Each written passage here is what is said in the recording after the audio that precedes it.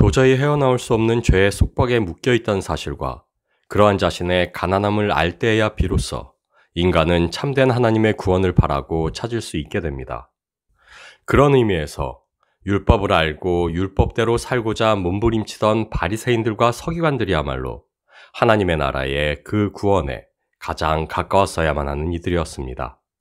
율법을 지켜 율법의 의로 살고자 애써본 자만이 오히려 율법이 죄의 권능임을, 이미 죄에 종속된 인간이 죄의 저주에서 벗어나 하나님의 의에 이룰 수 없음을 알 수 있게 되기 때문입니다. 그렇기에 그 누구보다 하나님 아버지의 뜻을 분명히 깨달아 알았어야만 하는 이스라엘이었습니다. 율법으로 살고자 했던 그들이야말로 자신의 가난함에 가장 크게 애통했어야만 하는 이들이요, 아들을 보내사 세상을 구원하시고자 하시는 아버지의 뜻을 누구보다 깊이 이해하고 반겼어야 할 이들이었습니다. 그러나 자신들의 뜻과 바램만을 구했던 그들은 아버지의 뜻을 알지 못했고, 더 나아가 아버지의 뜻에 반하는 선택을 하고 맙니다. 그리고 주님께서는 그러했던 이스라엘의 죄를 고발하십니다. 그러므로 나를 내게 넘겨준 자의 죄는 더 크다 하시니라. 요한복음 19장 15절 말씀입니다. 그들이 소리 지르되 없이하소서 없이하소서, 그를 십자가에 못 박게 하소서. 빌라도가 이르되 내가 너희 왕을 십자가에 못 박으랴. 대제사장들이 대답하되 가이사 외에는 우리에게 왕이 없나이다 하니. 십자가 죽음은 우리의 구원을 위해 작정된 것이요, 순종으로 사신 주님이 마땅히 가실 수밖에 없는 길이었습니다. 그러나 그러한 아버지의 뜻을 알고 있었다면 최소한 예수를 십자가에 못 박으라 요구하는 이들이 이스라엘은 아니어야만 했습니다. 이방인의 법에 의해, 이방인의 손에 의해 시행될 그 십자가 죽음은 이미 예정되어 있던 하나님의 뜻이었다 할지라도, 그러나 그것을 요구하는 이들이 하나님이 선택하사 자신의 백성 삼으신 이스라엘일 수는 없는 것이었습니다. 일례로 당시 이스라엘에게는 죄인을 십자가에 못 박혀야 할 법조차 없었습니다. 하나님께서는 자신의 백성이 보내실 메시아를 죽일 수 있는 법을 예비해 놓으시지 않았습니다. 그것은 이스라엘이 아닌 하나님을 모르는 이방인들이 감당해야 할 몫이었습니다. 그러나 이스라엘은 그 이방인의 손에, 이방인의 법에 자신들의 메시아의 죽음을 오히려 간청했습니다. 자신들의 메시아를 죽이기 위해 가이사만이 자신들의 왕이라는 고백조차 서슴지 않았습니다. 그들은 아버지의 뜻을 알지 못했고 알려 하지도 않았습니다. 왜냐하면 당시의 이스라엘은 아버지의 뜻보다 자기 민족을 위한 뜻이 더 중요했기 때문입니다. 그들은 사람의 영광을 하나님의 영광보다 더 사랑하였기 때문입니다. 선민사상이 깊이 젖어있던 그들에게 있어 자기 자신들의 뜻이 아버지의 뜻을 대체한 지 오래였고, 자기 민족의 이익만이 아버지의 뜻이어야만 했기 때문입니다. 하나님의 영광을 위해 선택된 민족이었으나, 그러나 이미 하나님은 자신들의 영광을 위해 존재하는 여타 이방신과 다름없게 된 지 오래였습니다. 참으로 아버지의 뜻을 알았다면 결국에는 하나님의 뜻대로 이루어질 죽음이었으나, 그들은 주님의 십자가 죽음을 막기 위해 몸부림쳤어야만 했습니다. 결국 하나님이 그 뜻대로 이루신 이방의 법에 의해 십자가형을 당하는 주를 보며 가슴을 찢어 통곡해야만 했습니다. 그러나 그들은 아버지의 참뜻을 아는데 실패했습니다. 천사에 전한 율법은 받았으되 그 법을 주신 아버지가 참으로 이루고자 하셨던 그 나라에는 이르지 못하였습니다. 그리고 이제 율법을 맡았던 바리새인과 서기관들의 실패가 오히려 율법을 알지 못하고 율법대로 살지 못했던 세리와 창녀들이 의에 이를 수 있는 기회가 되었습니다. 하나님의 백성으로 선택되었던 이스라엘의 실패가 오히려 이방인들로 그 나라에 이룰 수 있는 기회가 되게 하였습니다. 요한복음 19장 16절 말씀입니다. 이에 예수를 십자가에 못 박도록 그들에게 넘겨주니라. 하나님의 법과 세상 법의 차이는 명확합니다. 살인하지 말라. 세상과 하나님의 법 모두 생명에 해를 끼치는 것을 죄로 규정하여 금하고 있지만, 하나님의 법은 피상적인 법의 준수가 아닌 전적인 순종을 요구합니다. 세상의 법은 단지 살인을 하지만 않는다면 법을 지키는 것이나 하나님의 법은 우리의 마음까지 감찰하시는 하나님 앞에서 완전해야만 하기 때문입니다. 형제에게 노하는 자마다 심판을 받게 되고 형제를 대하여 라가라 하는 자는 공회에 잡히게 되고 미련한 놈이라 하는 자는 지옥불에 들어가게 되리라. 서로 타인의 생명을 해치지 않더라도 타인을 미워하는 마음만으로 인간은 하나님의 법을 어긴 것이기 때문입니다. 하나님의 법은 완전하고 무결하기에 그래서 우리의 전적인 순종을 요구합니다.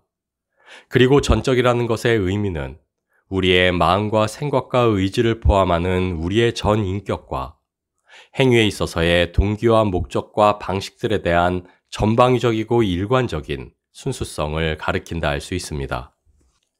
그래서 전 인격적인 순종이나 전적인 복종은 죄 아래 있는 인간에게 그리고 구원 아래 있으나 여전한 죄성으로 고통받는 우리에게 불가능한 것입니다.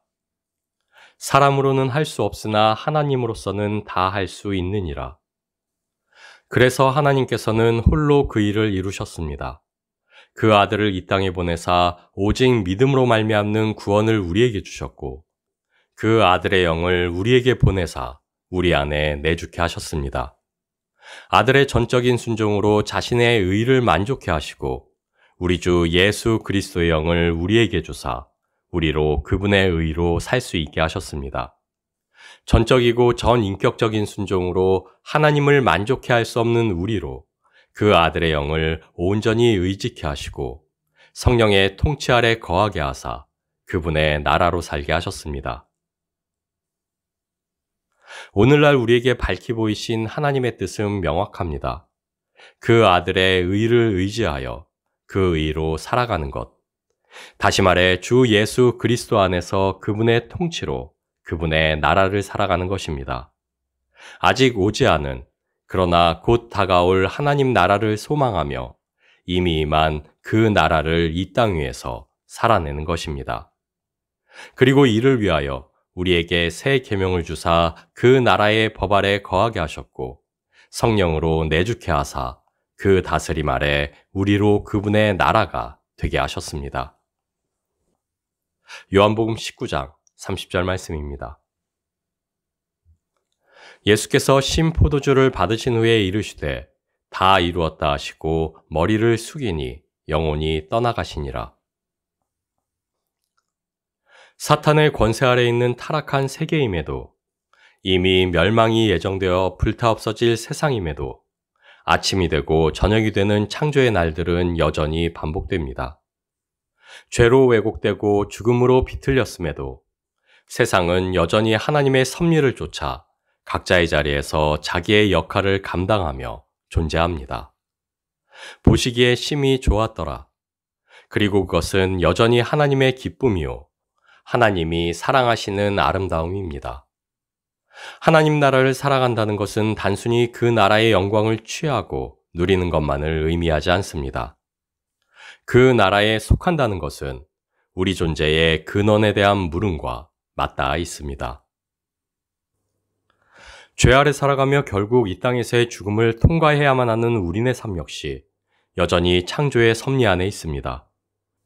그리고 죄와 죽음마저 벗겨내어 온전하고 완전한 창조의 섭리로 살게 하고자 하시는 것이 바로 우리에게 주신 구원이요. 그래서 우리의 구원은 완전한 그분의 나라를 살아가는 것입니다. 완전한 그 나라를 우리에게 주시기 위해 그래서 우리 주님께서는 사단의 파격적인 요구조차 거절하시고 기꺼이 십자가를 감당하셨습니다. 마귀가 또 예수를 이끌고 올라가서 순식간에 천하 만국을 보이며 이르되 이 모든 권위와 그 영광을 내가 내게 주리라. 이것은 내게 넘겨준 것이므로 내가 원하는 자에게 주노라. 그러므로 내가 만일 내게 절하면 다 내 것이 되리라. 사단의 제안은 계속하여 자신을 경배하며 살라는 것이 아니었습니다. 자신에게 종속된 채 자신을 대신하여 세상을 다스리게 해주겠다는 것도 아니었습니다. 단 한 번의 경배로 주님께 모든 세계의 통치권을 깨끗이 넘기겠다는 것이요. 주님의 단 한 번의 경배만으로 세상의 통치권을 깨끗하게 단념하겠다는 제안이었습니다. 그러나 주님께서는 그 제안을 단호하게 거절하십니다. 왜냐하면 그것은 하나님의 영광의 찬송으로 창조된 인간 본연의 창조 섭리에 반하는 것이기 때문입니다. 하나님의 창조 섭리, 그 법 아래에 있을 때에만 세계는 하나님 나라일 수 있기 때문입니다. 하나님의 통치 아래 있지 않다면 그것이 어떠한 형태이든 하나님 나라일 수 없고, 하나님 나라 안에 존재하지 않는 모든 생명은 결코 참된 생명일 수 없기 때문입니다.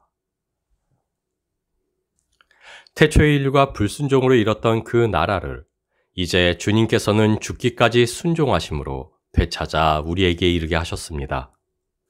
그 무엇과도 타협하지 않는 전적인 순종을 통해 그 나라를 우리에게 주신 주님께서는 자기를 부인하고 자기 십자가를 지고 나를 쫓을 것이니라.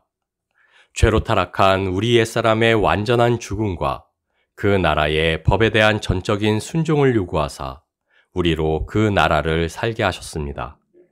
왜냐하면 그 나라야말로 복음의 핵심이요, 그 나라야말로 그 아들을 통하여 이루고자 하신 아버지의 뜻이었기 때문입니다. 디모데전서 2장 4절 말씀입니다. 하나님은 모든 사람이 구원을 받으며 진리를 아는 데 이르기를 원하시느니라. 아버지의 뜻을 온전히 알지 못했던 이스라엘에 대해 주님께서는 그들의 죄가 크다 말씀하셨습니다. 그리고 이제 그리스도 예수로 말미암아 아버지의 그 뜻을 아는 우리에게도 주인의 뜻을 알고도 예비치 아니하고 그 뜻대로 행치 아니한 종은 많이 맞을 것이라 주님은 경고하십니다. 우리를 향한 하나님의 뜻은 그분의 진리로 다스려지는 그 나라에 속하여 그 나라를 살아가는 것에 있습니다. 그래서 주님께서는 우리에게 가르쳐 주신 기도, 나라가 임하옵시며 이 두 번째 간구를 통해 그 나라를 끊임없이 구하라 명령하셨습니다. 내가 너희를 사랑한 것 같이 너희도 서로 사랑하라. 새 계명으로 그 나라에 속하는 길을 밝히 보이시고 자기를 부인하고 자기 십자가를 지고 나를 쫓을 것이니라. 그 길로 걸을 것을 명령하셨습니다. 우리가 얻은 구원이 우리 자신들의 십자가를 요구하는 이유는 자명합니다. 십자가의 순종이 이 땅에 그 나라를 임하게 했고, 십자가의 순종이 우리로 그 나라를 살아가게 하기 때문입니다. 우리 구원의 증거, 우리를 향한 하나님의 변치 않는 사랑이 바로 그 십자가에 깊이 새겨져 있기 때문이요. 우리가 그 나라에 속한 새 생명이라는 증거, 우리 옛사람의 죽음이 바로 그곳에 걸려 있기 때문입니다. 그래서 십자가의 길은 우리에게 선택이 아닌 필수입니다. 그래서 우리는 아직 오지 않은 그 나라를 소망 중에 바라며 이미 임한 그 나라의 법으로 이 땅을 살아가야만 합니다. 오직 사랑, 주의 사랑으로 서로 사랑하는 그 하늘의 법으로 그 나라를 이 땅 위에서 살아내야만 합니다. 그리고 주어진 삶의 자리에서 그 나라를 묵묵히 살아내는 우리는 하나님의 기쁨이요, 하나님이 사랑하시는 아름다움입니다. 왜냐하면 거룩한 그분이 창조한 세계, 그 창조의 질서 안에 있을 때 우리는 그분의 거룩함으로 또한 거룩하기 때문입니다. 하나님이 그 지으신 모든 것을 보시니 보시기에 심히 좋았더라.